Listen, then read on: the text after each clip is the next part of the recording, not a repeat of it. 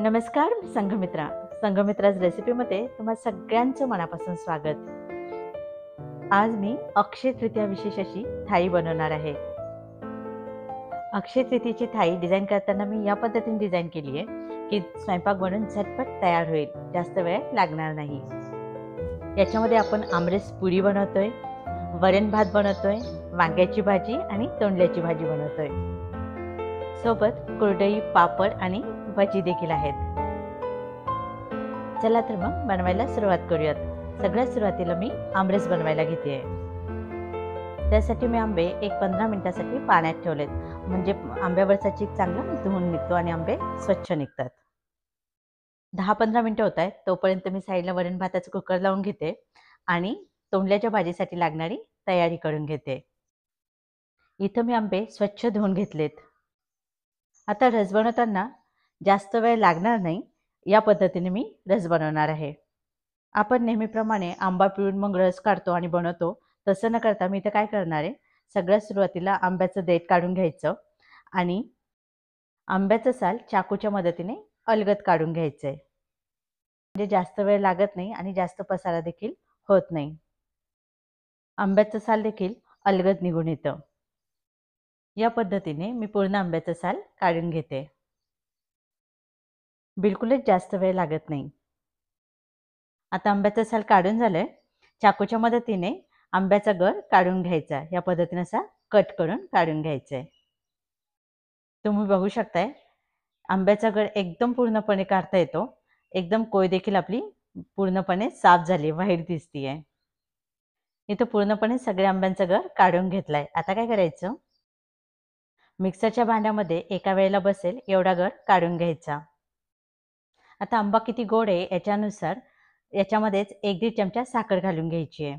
इथं माझा आंबा बऱ्यापैकी गोड आहे, त्यामुळे मी इथं 1-1.5 चमचा साखर घातली आहे. आणि आता याला मिक्सरमध्ये फिरवून घ्यायचं आहे. मी मिक्सरमध्ये फिरवून घेतले. आता याच्यामध्ये मी परत थोडंसं पाणी घालून घेते आणि मिक्सरमध्ये परत एकदा फिरवून घेते. तुम्ही बघू शकताय मी परत एकदा मिक्सरमधनं फिरवून घेतले. इथं रस बनवून तयार आहे. आपली पहिली बॅच तयार आहे. याच पद्धतीने मी बाकीचा रस देखील बनवून घेते. रस मी इथे एका भांड्यामध्ये काढून घेते. रस बनवून तयार आहे. आता याच्यामध्ये इलायची पावडर घालून घ्यायचं आहे. व्यवस्थित मिक्स करायचं आहे. तुम्ही बघू शकताय रसाची कन्सिस्टन्सी देखील एकदम प्रॉपर झाली आहे. इथं आपला रस बनवून तयार आहे. बाकी स्वयंपाक होतोय तोपर्यंत मी याला थंड व्हायला फ्रीजमध्ये ठेवते. आता आपण तोंडल्याची भाजी बनवायला घेऊयात. त्याच्यासाठी मी इथं पाव किलो तोंडली घेतलीत. तोंडली घेताना शक्यतो कवळी बघून घ्यायची आहे. सगळ्यात सुरुवातीला तोंडली आपण स्वच्छ धुवून घेऊयात. तोंडली स्वच्छ धुवून घ्यायची आहे. त्याच्यानंतर त्याची दोन्ही साईडची टोकं कट करून घ्यायची आहेत आणि या पद्धतीने असे 2 उभे अर्धे भाग करायचे आहेत. आता कांदा आपण उभा पातळ ज्या पद्धतीने चिरतो तसेच आपल्याला तोंडली उभी पातळ चिरायची आहेत. या पद्धतीने अशी एका अर्ध्या भागाची साधारणतः एक 5-6 उभे पातळ काम झाले पाहिजे. हे बघा या पद्धतीने अशी. आमरसासाठी आंबे धुण्यासाठी जेव्हा मी पाण्यात ठेवलेली होती त्याच वेळेला मी हे प्रिपरेशन करून घेतलंय. सगळी तोंडली या पद्धतीने अशी पातळ उभी चिरून घेतली आहेत. सोबत 4-5 हिरव्या मिरच्या या पद्धतीने अशा उभ्या पातळ चिरून घेतल्या आहेत. मिरचीला उभा अर्धा कट करायचा आणि नंतर आडवा अर्धा कट करायचा. सोबत 7-8 लसणाच्या पाकळ्या ठेचून घेतल्यात आणि 5-6 कढीपत्त्याची पानं घेतली आहेत. एकदम कमी साहित्यात आणि कमी वेळेत चविष्ट अशी आपण तोंडल्याची भाजी बनवणार आहोत. त्याच्यासाठी मी तर गॅसवर एक पॅन ठेवून घेतलाय. पॅन गरम झाला की त्याच्यामध्ये 1-1.5 चमचा तेल घालून घ्यायचं. तेल चांगले गरम होऊ द्यायचं. तेल गरम झाले की याच्यामध्ये 1 टीस्पून जिरे घालून घ्यायचे. जिरे चांगले फुलू द्यायचे. तेल तापल्यानंतर गॅसची फ्लेम मीडियम करायची आहे आणि मग नंतर जिरे घालून घ्यायचे. आपण तोंडल्याच्या भाजीमध्ये खूप जास्त मसाले वापरत नाही आहेत. एकदम मोजक्या साहित्यात तयार करणार आहोत. तेव्हा फोडणी चांगली बसली पाहिजे. जेवढी चांगली फोडणी बसेल तेवढे चांगलं तोंडल्याच्या भाजीला स्वाद येणार आहे. जिरे चांगले फुलले की याच्यामध्ये आता कढीपत्त्याची पानं घालून घ्यायची आहेत. कढीपत्त्याची पानं देखील व्यवस्थित फ्राय होऊ द्यायची आहेत. त्याच्यानंतर मिरची घालून घ्यायची आहे. मिरची देखील चांगली फ्राय होऊ द्यायची. इथं गॅस माझा मीडियमच आहे. मिरची चांगली फ्राय झाली की याच्यामध्ये ठेचून घेतलेला लसूण घालून घ्यायचा आहे. लसूण शक्यतो असा ठेचूनच घालायचा, म्हणजे लसणाचा स्वाद भाजीला छान येतो. व्यवस्थित परतून घ्यायचंय. लसूण जळणार नाही याची काळजी घ्यायची. लसूण देखील चांगला फ्राय करून घ्यायचा. लसणाचा कलर हलकासा चेंज व्हायला सुरुवात झाली की लागलीच तोंडली घालून घ्यायची आहेत. व्यवस्थित परतून घ्यायचंय. गॅसची फ्लेम लो टू मिडियम ठेवायची आहे. अर्धा टीस्पून हळद आणि चवीपुरतं मीठ घालून घ्यायचंय. व्यवस्थित एकदा परतून घ्यायचंय. आता गॅसची फ्लेम एकदम कमी करायची. झाकण ठेवायचंय आणि 6-7 मिनिटासाठी चांगलं वाफवून घ्यायचंय. तोंडली शिजायला बिलकुल जास्त वेळ लागत नाही. 6-7 मिनिटं झाली आहेत. झाकण उघडून एकदा चेक करून घेऊयात. इथं तोंडली छान शिजली आहेत. शेवटी बारीक चिरलेली कोथिंबीर घालायची. गॅस बंद करायचा आहे. इथं आपली तोंडल्याची भाजी बनून तयार आहे. आता वांग्याची भाजी बनवायला घेऊयात. त्याच्यासाठी मी इथं पाव किलो वांगी घेतलीत. वांगी स्वच्छ धुवून घ्यायची आहेत. सुरुवातीला वांग्याचं देठ थोडंसं कट करून घ्यायचं आहे. भरली वांगी करताना आपण वांग्याला ज्या पद्धतीने काप देऊन घेतो त्या पद्धतीने वांगी कापून घ्यायची आहेत. या पद्धतीने असं वांग्याची फोड न करता ह्या पद्धतीने काप करून घ्यायचे आहेत. आतमध्ये एकदा चेक करून घ्यायचे, कीड वगैरे काही आहे का चेक करून घ्यायचं आहे. नंतर प्रत्येक वांग्यामध्ये अगदी चिमूटभर मीठ भरून घ्यायचं आहे. मी इथे एका पॅनमध्ये 1.5 चमचा तेल तापायला ठेवलं होतं. तेल तापलं की याच्यामध्ये अर्धा टीस्पून जिरे घालून घ्यायचे. जिरे चांगले फुलू द्यायचेत. जिरे चांगले फुलले की थोडीशी कोथिंबीर घालून घ्यायची. नंतर एक मध्यम आकाराचा बारीक चिरलेला कांदा घालून घ्यायचा आहे. गॅसची फ्लेम मी मीडियम टू हाय ठेवलेली आहे. कांद्याचा हलकासा गुलाबी रंग येईपर्यंत परतून घ्यायचा आहे. कांद्याचा कलर चेंज व्हायला लागला की लागलीच एक छोटासा बारीक चिरलेला टोमॅटो घालून घ्यायचा आहे. व्यवस्थित परतून घ्यायचं आहे. टोमॅटो हलकासा मऊ झाला की याच्यामध्ये 7-8 लसणाच्या पाकळ्या आणि अर्धा इंच अद्रकचा तुकडा ठेचून घालून घेते. मी तोंडल्याची भाजी होत असताना मध्ये जी 6-7 मिनिटं होती तेव्हाच वांग्याचं प्रिपरेशन करून घेतले. कांदा, टोमॅटो आणि वांगी चिरून घेतली होती. आता याच्यामध्ये वांगी घालून घ्यायची आहेत आणि व्यवस्थित परतून घ्यायचे. एक 3-4 मिनिटासाठी वांगी चांगली फ्राय झाली पाहिजेत. आता गॅसची फ्लेम लो टू मिडियम ठेवायची आहे. वांगी चांगली फ्राय झाले की गॅसची फ्लेम एकदम कमी करायची आहे. आपण कुठलंच वाटण तयार करत नाही आहेत, त्यामुळे याच्यामध्ये आपल्याला काही सुकी मसाले घालून घ्यायचे आहेत. सुरुवातीला अर्धा टीस्पून हळद घालून घ्यायची आहे. 1 टेबलस्पून कांदा लसूण मसाला, 1 टीस्पून लाल तिखट, 1 टीस्पून काश्मीरी लाल मिर्च पावडर, हे फक्त मी रंगासाठी घालते.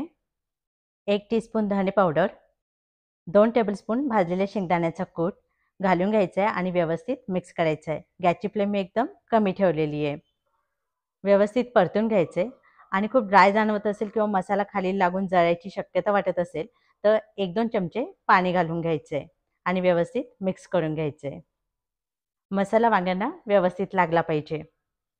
व्यवस्थित परतून झालं की 1 ते 1.5 ग्लास गरम पाणी घालून घ्यायचं. पाणी शक्यतो गरमच वापरायचं, म्हणजे भाजीला चव चांगली येते. वांग्याच्या भाजीला रस्सा किती हवा आहे त्याच्यानुसार पाणी घालायचे. मी इथं 1.5 ग्लास पाणी घालून घेतलं. नंतर चवीपुरतं मीठ घालून घ्यायचे. व्यवस्थित एकदा मिक्स करून घ्यायचे. गॅसची फ्लेम आता मोठी करायची आहे, हाय करायची आहे आणि एक उकळी काढून घ्यायची. उकळी यायला लागली की याच्यावर झाकण ठेवायचे. गॅस आता एकदम कमी करायचा आहे आणि वांगी शिजू द्यायची. एक साधारणतः 10 मिनिटं लागतात. इथं 10 मिनिटं झालेली आहेत. एकदा वांगी चेक करून घेऊयात. एका वांग्याचं देठ या पद्धतीने असं थोडंसं दाबून पाहायचं आहे. छान दबतंय. वांगी इथं आपलं व्यवस्थित शिजलंय. खूप जास्त वांगी शिजवायची देखील नाही आहेत. शेवटी बारीक चिरलेली कोथिंबीर घालून घ्यायची आहे. गॅस बंद करायचा आहे. इथं आपली वांग्याची भाजी बनून तयार आहे. आता आपण पुरी बनवायला घेऊयात. पुरी अशी छान टम्म फुगली पाहिजे म्हणून काय करायचं ते देखील मी इथं सांगितलं आहे.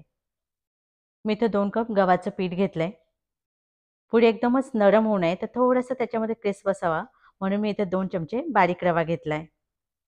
अर्धा चमचा साखर घ्यायची म्हणजे पुरीला कलर छान येतो आणि चवीपुरतं मीठ घ्यायचं आहे. सुरुवातीला हे सगळं मिक्स करून घ्यायचं आहे आणि थोडं थोडं पाणी घालून पीठ मळून घ्यायचं आहे. आपण चपातीसाठी पीठ मळतो तसंच पीठ मळायचं आहे. फक्त पीठ आपण चपातीला नरम मळतो. इथं पीठ चपातीसारखं नरम नाही मळायचं आहे, तर थोडंसं कडक ठेवायचं आहे. म्हणजे पुऱ्या तेलकट होत नाही आणि छान फुगतात देखील. मी थोडं थोडं पाणी घालून पीठ मळून घेते. मी वांगी शिजत असतानाच वरणाला फोडणी देऊन घेतली आणि पीठ देखील मळून घेतलं होतं. इथं आपलं पीठ मळून तयार आहे. शेवटी पिठाला हलकसं तेलाचा हात लावून घ्यायचा आहे. मी साधारणतः 1 टीस्पून तेल घेतलंय. तुम्ही बघू शकताय चपातीच्या पिठाप्रमाणे पीठ एकदम नरम न ठेवता हलकंसं कडकच ठेवलेलं आहे. पीठ एक 10 मिनिटासाठी झाकून बाजूला ठेवायचं आहे. 10 मिनिटं झाली आहेत. आता पुडी ज्या साईजची बनवायची त्याच्यानुसार थोडंसं पिठाचा गोळा घ्यायचा आहे. या पद्धतीने असं गोल बनवून घ्यायचा आहे आणि लाटायला घ्यायचं आहे. तुम्ही सुरुवातीला पिठाचे गोळे एकदाच बनवून घेतले तरी चालतील. आता पुडी लाटताना शक्यतो पिठाचा वापर न करता पुडी लाटून घ्यायची. अगदी खूपच वाटलं तर थोडासा तेलाचा हात बेलण्याला लावून घ्यायचा आणि पुडी लाटायची. पुडी लाटताना ह्या पद्धतीनं चपातीपेक्षा थोडीशी जाडसरच ठेवायची. एकदम जाड देखील ठेवायची नाही आहे. मी बाजूला कढईमध्ये तेल तापायला ठेवलं होतं. तेल चांगलं तापलं की मगच पुडी त्याच्यामध्ये घालून घ्यायची. गॅसची फ्लेम हाय ठेवायची आणि झाडाच्या मदतीनं असं हलकंसं खाली दाबत पुडी तळून घ्यायची. या पद्धतीनं असं हलकंसं प्रेस केल्याने पुडी चांगली फुगते. तुम्ही बघू शकताय पुडीला कलर किती छान आलाय. खूप जास्त तेल घ्यायची गरज पडत नाही. कमी तेलात देखील पुडी छान फुगते. शेवटी ह्या पद्धतीनं तेल निथळून पुडी काढून घ्यायची.